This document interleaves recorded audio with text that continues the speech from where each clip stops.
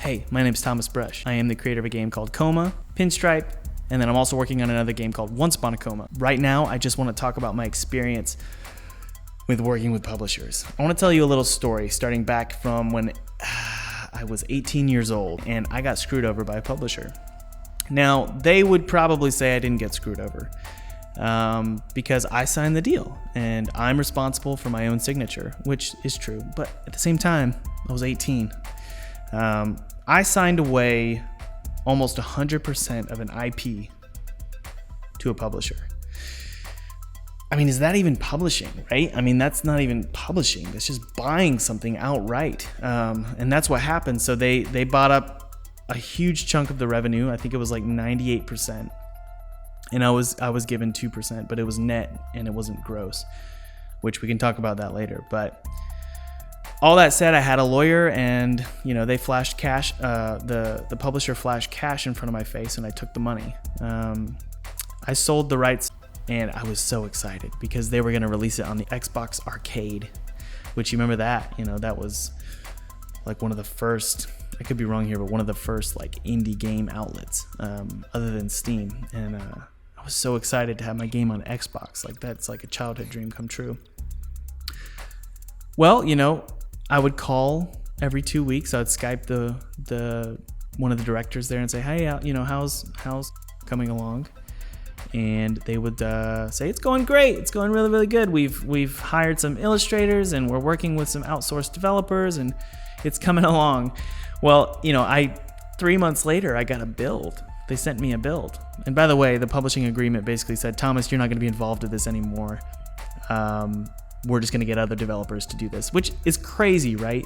Like, I made the game. So why would they... And why would I sign away the rights for someone else to make the game when I made the original game? So it was stupid. So 3 months later, I get an email and it's a build. And I play it. And it's so bad. It's the worst thing that I've ever played in my entire life. It was that bad. And I remember trying to convince myself that, this is an alpha build or, this is... they don't have a lot of time on their hands right now, but it's gonna be good.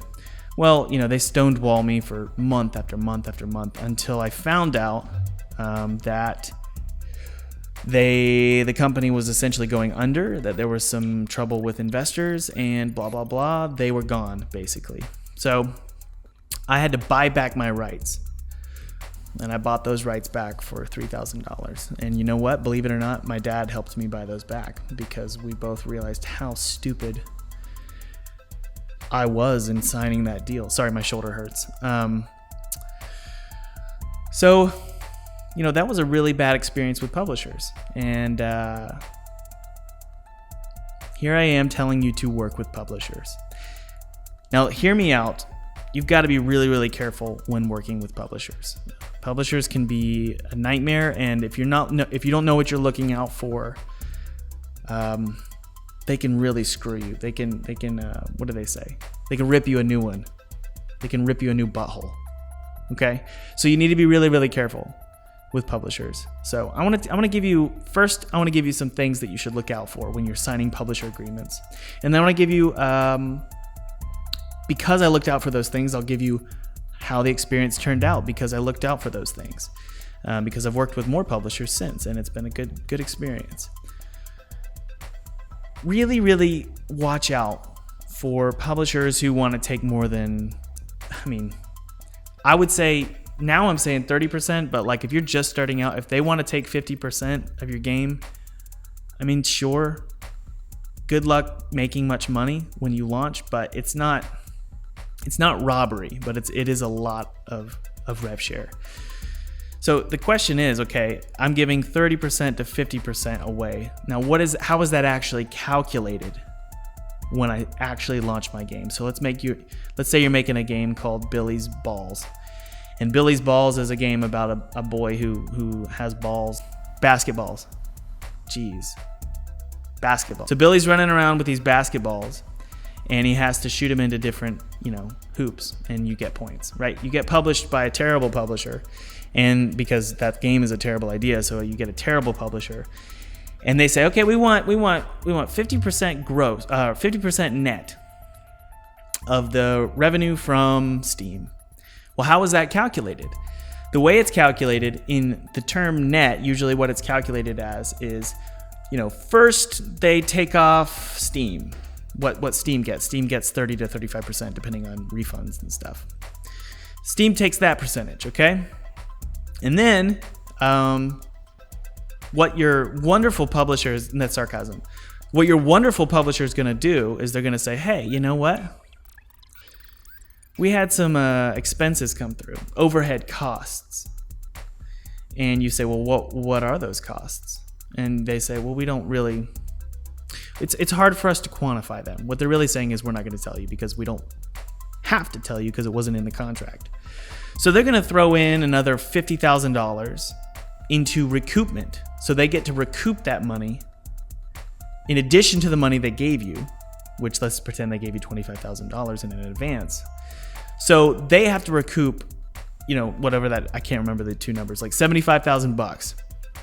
And that was not originally in the contract, but they get to recoup $75,000 before you see your 50% of the revenue. That's net. So basically net means they can have overhead costs. They can allocate any cost they want to your game. So let's say they throw a party for Patricia, the secretary, in their studio. They throw a party, they get a really big cake, they get some balloons, they get a DJ, and then they get a stripper that comes out of the cake. Well, they can allocate that cost technically to your game. So you'll never, your game is going to be paying for strippers, is what I'm trying to say. So what you really want to do is do gross, okay? Gross revenue. And make sure it's clearly defined in the contract, okay? And this is a mistake that I signed away net revenue on my first project. So I understand how dangerous this is, but you want to do gross and make sure it's clearly defined. The only cost that they should be taking away from your game sales is Steam, what Steam is taking, or PS4, Xbox, PlayStation, PS4, Xbox, or Switch. They should be taking away the cost, trimming off the cost of that 35%, and then cut it right down the middle if you're doing the 50% deal.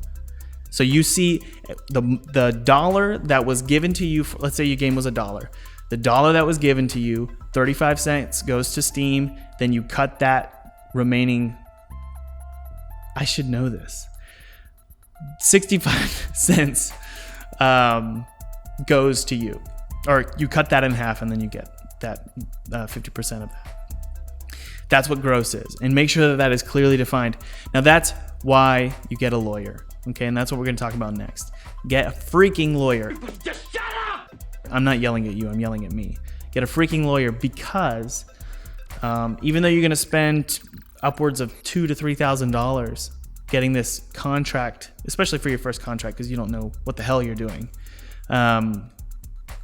getting a lawyer to go through and scrub through and redline this contract is really important. And it's going to be expensive to you, but it's really, really important because you're going to save so much money in the long run. So yes, go get a loan if you don't have $2,000 to $3,000. Put it on your credit card. I mean, think about all the things you're putting on your credit card right now. And if you're not, congratulations, good for you.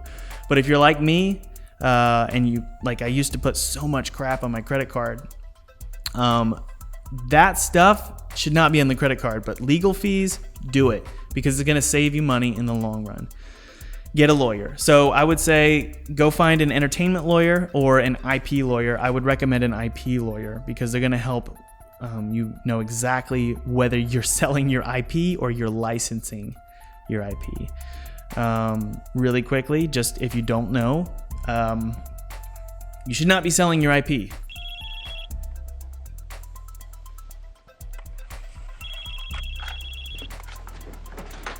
It's your game. No one should be able to buy your IP from you unless they pay you handsomely.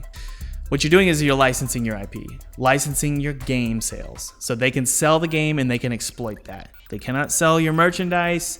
They cannot sell t-shirts. They cannot sell you. They can only sell the game. Okay, that's what you should sign. But overall, just stay away from selling your IP, okay?